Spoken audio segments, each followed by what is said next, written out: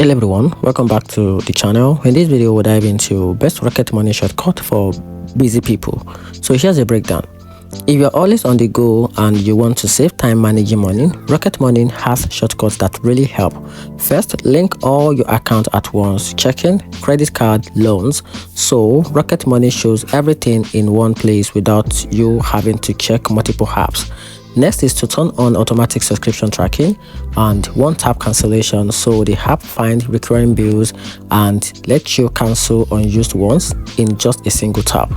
Also enable pocket alerts so you can get instant notification when you are close to your limit.